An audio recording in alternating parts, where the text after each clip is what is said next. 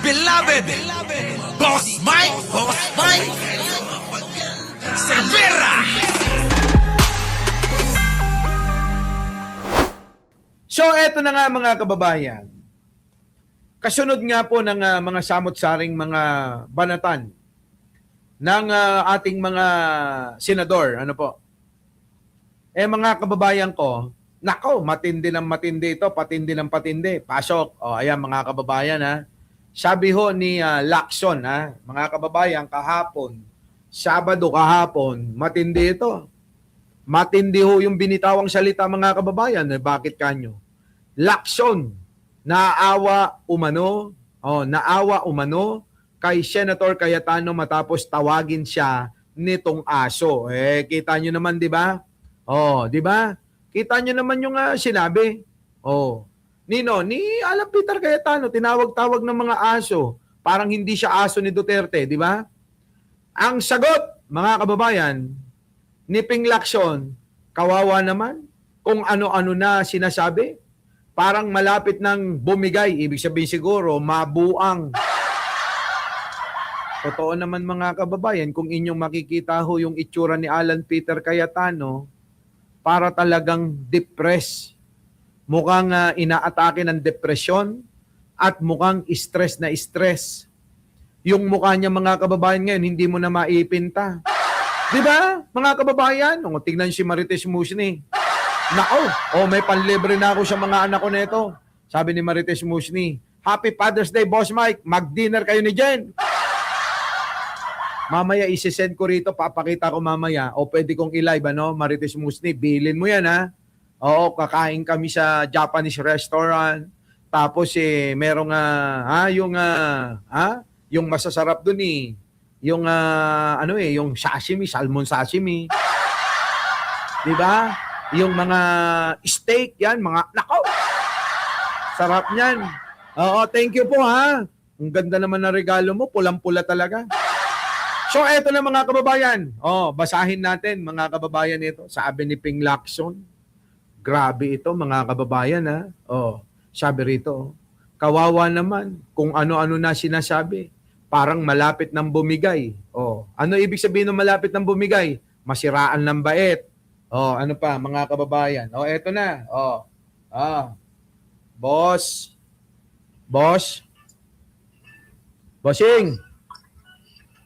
Bossing. Ano? Sakto tumawag ka.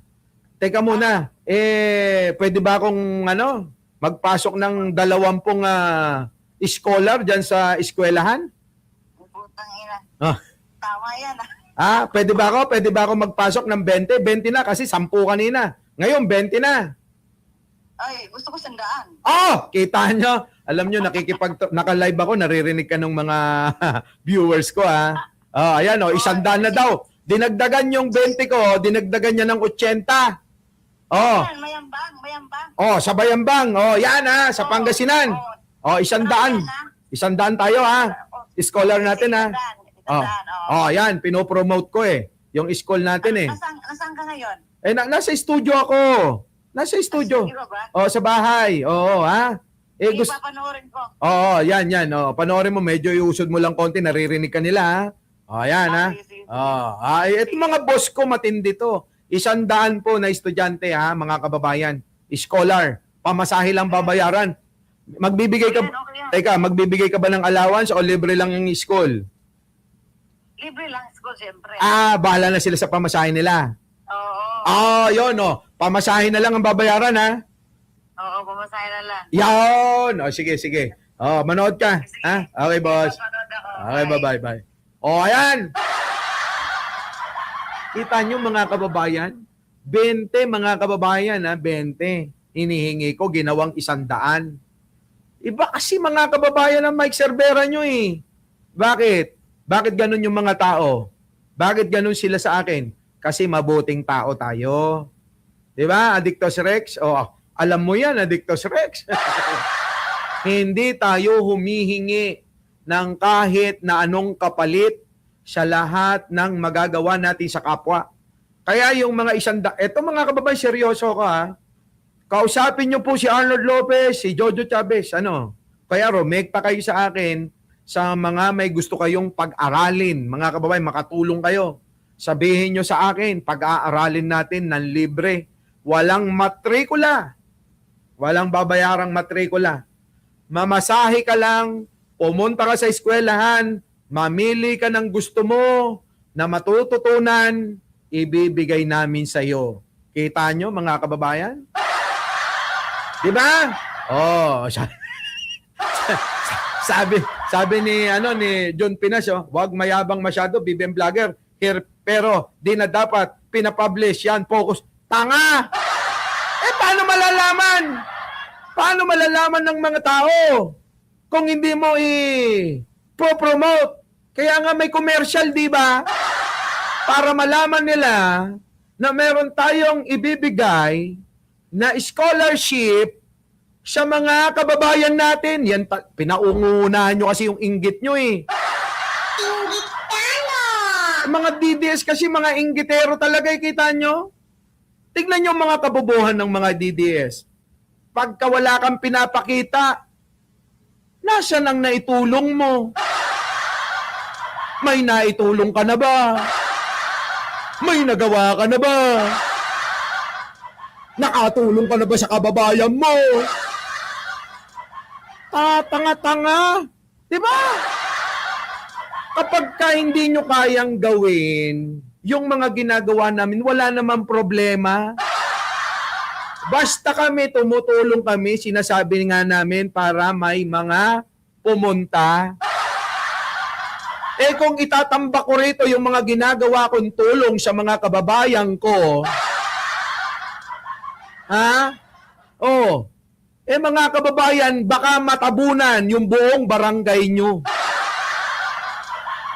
Tama, mga kababayan? So ngayon, mga kababayan, ito, sabi ko nga sa inyo, ayoko nagpapakita ng mga ginagawa nating mabuti sa kapwa eh. Pero paghahanapan nyo ko, mag-research kayo. I-google nyo Mike Cervera kung ano ginagawa sa mundo. Diba mga kababayan? Ngayon, mga kababayan, eto na. Tandaan nyo ha. Kami, baka mamaya may mga nag-expect na kapag tinawagan nyo ako, matutulungan ko kayo kagad. Hindi ganon. Hindi ganon. Dahil kami may kaparaanan kami. Kami, yung kung ano yung meron kami magpapaandar nun kung paano namin itutulong. Huwag nyo kaming diktahan at huwag nyo kaming puwersahin na kayo'y tulungan sa mga pangangailangan ninyo. Tama, mga kababayan? Tama? Prerogative namin kung paano namin ibibigay sa tao yung tulong. Hindi yung kayo yung magdidikta kung paano kami tumulong sa inyo. Tama, mga kababayan? Ang problema kasi kapag ka nakikita na, tumutulong, hihingian ka. Manghihingi na manghihingi. Tapos kapag hindi mo nabigyan, sasabihin hindi ka pala totoong tumutulong. Diba, mga kababayan? Ganyan yung mga DDS. Eddie Rodriguez, thank you naman. Okay na. Mga kababayan. Sige, hanap kayo sa mga DDS kung meron silang ganito. Diba? Hanap kayo. Tanong kayo, 100 po. Isang 10 times 10, 100. 100 na po ha. Ayan ha. Sinabi na ng boss ko, 100 mga kababayan ang kailangan natulungan. Pinagano namin, paghahatian na namin yan. Mga kababayan, promise paghahatian na namin yan. Kapag kaganon, nakakahiya naman na 20 lang yung sasagutin ko, tapos sa kanya 80. Hindi ho tayo ganon. Sasagutin natin 100. Mga kababayan, 50-50 kami. Ayos!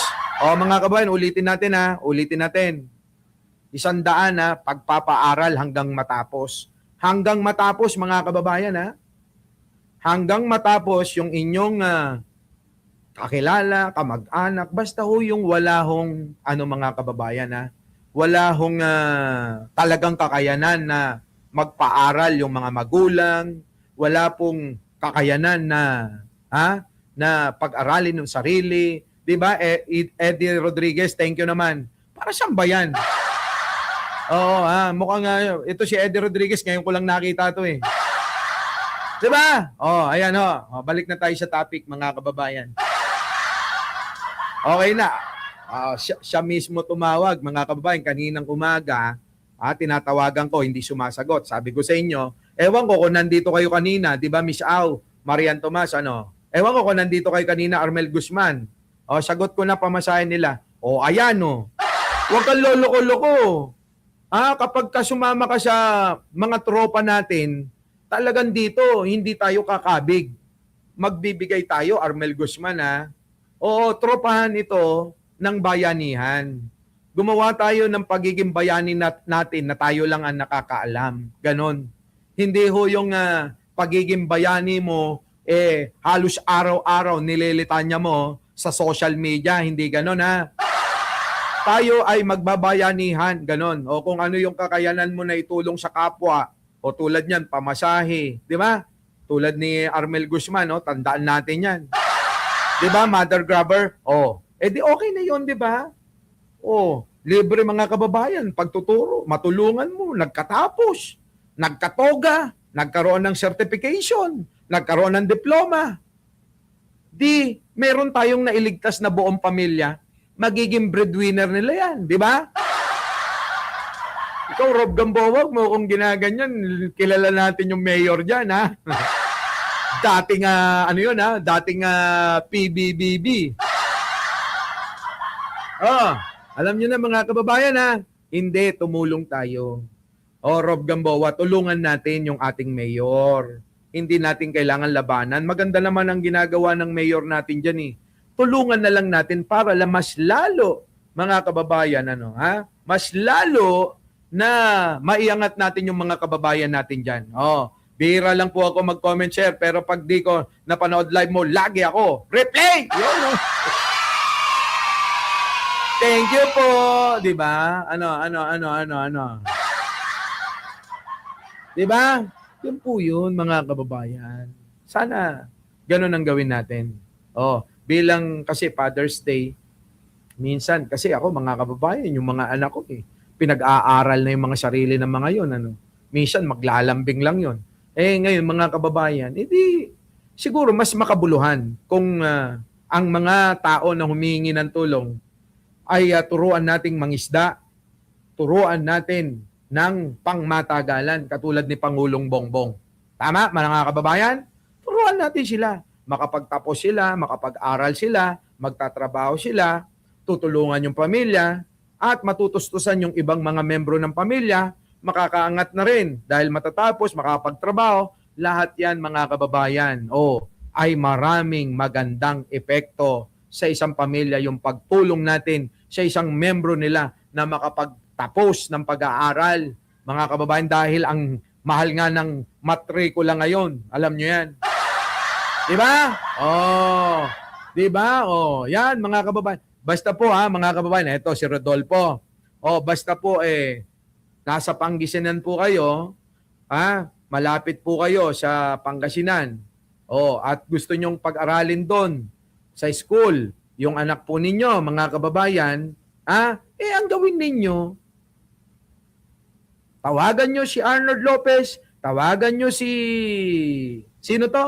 Si Jojo Chavez. Yan, mga kababayan. Okay na. Tama, mga kababayan? Sige, tuloy-tuloy na tayo. Mga kababayan ko, eto na. Kawawa naman kung ano-ano na sinasabi, parang malapit nang bumigay. Sana hindi matuluyan, mag-meltdown, ipagdasal natin. Sana daw hindi matuluyan mag-meltdown. Ipagdasal natin na huwag makaisip, magpatiwakal. Ano yan, mga kababayan, kita nyo, parang sinasabi na, magpapakamatay na ba si Alan Peter Cayetano? Magpapakamatay na ba to? Sinasabi, ipagdasal natin na huwag makaisip magpatiwakal. Kaya nga mga kababayan, syempre nakakahiya naman.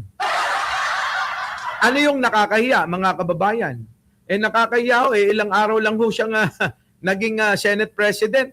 Na ngayon, mga kababayan, ano nangyari? Hindi pa rin makamove on. Di ba? Big Gatos, Yoboy, Alvarez. Hindi pa rin makamove on, mga kababayan, itong Alan Peter Cayetano. Kaya ngayon, kinastigo ni Ping Lacson. Oo. Matapos siyang tawagin na aso daw. Aso nino. Aso daw ni Pangulong Bongbong. Sa palagay nyo, Nick Candido sa kahihiyan. Emilio Labio. Ito, makinig kayo Irene Villanueva, Jane Wanson. Proud Ilocana. Ito, mga kababayan Matapos tawagin ni Alan Peter Cayetano, ito pong si Ping Lacson na aso daw ng Malacanang na parang hindi naman siya aso. Mga kababayan, sa totoo lang, yung gawain nila, pinapasa sa iba. Yung pagiging aso ni Alan Peter Cayetano sa mga Duterte ay pinapasa kay Ping Lacson. Yan naman talaga.